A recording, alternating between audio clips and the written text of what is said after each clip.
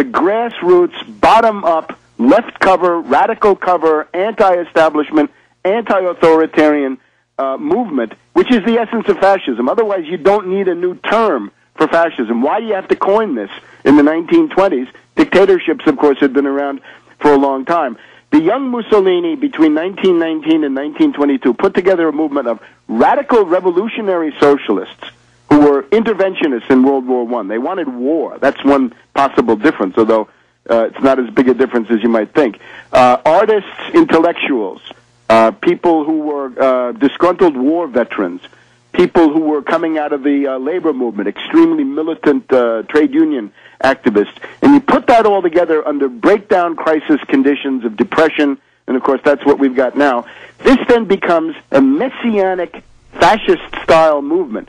Of course, you need a demagogue. Now, the way in which they've done it today is according to a cookbook. The cookbook is the Brzezinski-Soros National Endowment for Democracy. It's what they did in Georgia in the Roses Revolution in Tiflis, or in Kiev in the Ukraine with the Orange Revolution at the end of 2004. You get a telegenic demagogue. You get lots of money, lots of narcotics. You get rent-a-mobs and dupe-a-mobs of fervently idealistic, swarming adolescent students and other people who just don't know what they're doing. You get a media swoon. You get media whores all over the place, bought and paid for. You get fake polling. And then you get slogans, colors, a process of branding.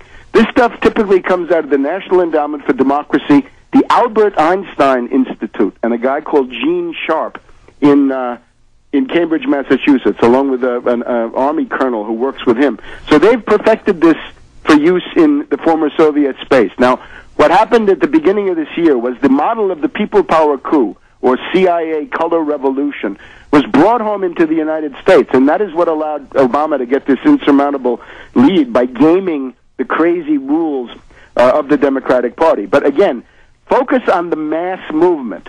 Fascism is worse than a reactionary government. People who lived through 1922 in Italy, the seizure of power by Mussolini, or the 1933 seizure of power by Hitler, will say there is just no comparison between some bourgeois government, no matter how corrupt, how repressive, how bellicose. Because it runs out of gas very soon and then collapses back.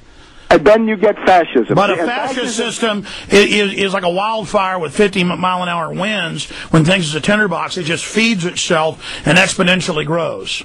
Yes, and of course, ultimately, after the fascists seize power, they then proceed to destroy all the resistance institutions in the society. They go around and, again, smash you if they decide you're a polluter, or if you're you're not appreciating Barack Obama enough. They come after you, they beat you up, they harass you. It's going on the internet right now. I mean, you have these Obama trolls. Some of them are apparently in Gaza, some of them are in Bangalore, India, or other places. He's got a Sturmabteilung. He's got stormtroopers on the internet who go around trying to wipe out resistance on the internet. Now, there'll come a time when that goes into the streets. And well, they've also announced in Canada, England, Australia, France, that they're now going directly to shutting off the old web and just not, these are the ISPs, major ones, not letting you get on the web anymore and only letting you go to sites they want, a few thousand. I mean, it's all happening now. Everything is coming down, and I agree with you. Barack Obama's bought and paid for by the same people, and he does have that mass appeal, which is very dangerous. But again, I just want to be clear. You have the Zbigniew-Brzezinski people also running the McCain camp. But let's look at the difference, though. I'm just saying I'm not voting for either one. We need to expose both of them, because if you go to the left and say Barack Obama's bad and lay all this stuff out that you're saying that's true, Tarpley, I'm talking about psychology here, then they're going to go, oh, my God, you're for John McCain. You have to first go to him and say, John McCain's New World Order, John McCain represents the neocons and Israel. Yeah, but wait. And hold on. And then you got the Rockefeller power axis through Brzezinski with this demagogue Barack Obama, and then as long as you explain that both of them are bad, then they go, oh, I see. But if you aggress and attack their demagogue just on the face and say McCain's better, you have just actually energized, through the left-right paradigm mechanism, what's been ingrained in people, Barack Obama. I want you to address that. Well, let's look at it. First of all, if you get Obama, you're going to get Obama as a 1,000% puppet of trilateral Bilderberg, Rockefeller, Soros, plus a fanatical Democratic Congress. This will give you the fascist corporate state, and in very, very short order. It'll be like Carter, but 1,000% worse. Now, suppose you get McCain. Here's my analysis on McCain. You will get a tired, old, lame duck. The transition will begin on January 20th. He'll be a transitional figure in some ways like Ratzinger in the Vatican. Somebody who's so old that he won't be there. He'll be a one-termer, and he'll be a lame duck as soon as he gets into office. And he will face a ferociously hostile Democratic Congress, and that will give you gridlock. Now, that, I think, is... that's under that scenario. No, I agree. Gridlock, separation of power, being accentuated is good. But wait a minute. I think there's something better. I'm part of the Puma movement here, right? We have the Puma movement. You can go to Puma 08. We're holding a convention here in Washington on August 8th. Hillary will save us, Tarpley?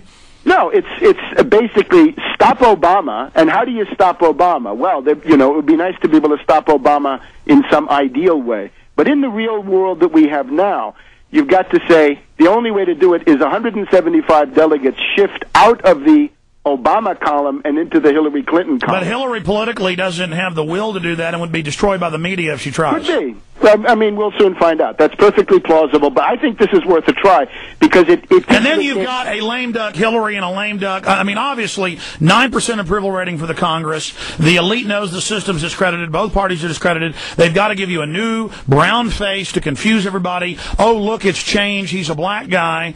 And I certainly see what they're doing. And they've even said, pundits have said, this will bring people back into government, back to the table, back believing in the system. Then there'll be another revolution in the next 4 years against his socialism as it'll be billed. Then you'll get a new right-wing government, which I think is their real final plan. I think ultimately, and you're right, because that's what Samuel Huntington has been writing over the years. Eventually what you'll get after that is a right-wing fascism that will look much more like what people think of as the Hitler regime. But in the meantime, look, the thing with Mrs. Clinton is simply this. She has now been royally betrayed. She has been stabbed in the back by the entire Wall Street group. The media have turned against her. She's nursing tremendous grudges. She would actually be more independent than any of the three. McCain is somebody who can be controlled through rage states. This is how they controlled Harry Truman. Obama, we've seen it, he's a complete puppet. Mrs. Clinton was already less of a puppet to begin with because of a sense of personal identity drawn from the years in the White House and the things that she's done. She is part of the establishment, of course, but that means she's established. She's not some nobody from nowhere, some Barkey who or Jimmy who that the Trilateral Commission has brought forward. You could argue that when Clinton got to Washington in 1992, he was a puppet of Pamela Churchill Harriman and her group, the Democrats for the 1980s. But she's long dead. So these people have taken on something of a life of their own by winning elections and so forth. The thing with Mrs. Clinton is... I mean, come on, the Clintons were CIA being handled going back to the London office by Cordmeyer in the 60s. Sure, but again, that's neither here nor there right now. These are people who have made their own way, and, Cordmeyer is also long gone. So those control I'm just saying where they came from is directly out of the military-industrial complex, droppings as a false left little black hole to suck everybody into. Tarpley, here's the deal. Look, everything you're saying I believe. I've already checked myself. I respect you. I brought you on my radio show, tried to build you up, took you and put you on C-SPAN, all of that. And so I'm not attacking you here, but I have to bring this up to you. And I can play the clips. I don't really want to dig them up and play them. It's too painful for me to watch. But I haven't really talked to you in about a year after those speeches you gave in Canada, what was on in Calgary, and some other ones saying Ron Paul is a fascist, run by fascists. They're planning on... No, I got the clips. I don't think fascist, no. I didn't take the time to dig those out. Are you saying, Webster, that you didn't give a speech in Canada where you said racist, fascist are behind Ron Paul and the elite? I don't think so. Here's my critique of Ron Paul. You don't think so? This is ancient history now, but here's the thing. Ron Paul was useful in the sense of having a Republican saying that he was against the Iraq War. In other words, having a wrecking ball inside the Republican debates was a good thing. However, now we have a world economic breakdown crisis. The kind of economics that Ron Paul represents is straight Milton Friedman, Chicago school I would call it, Herbert Hoover economics.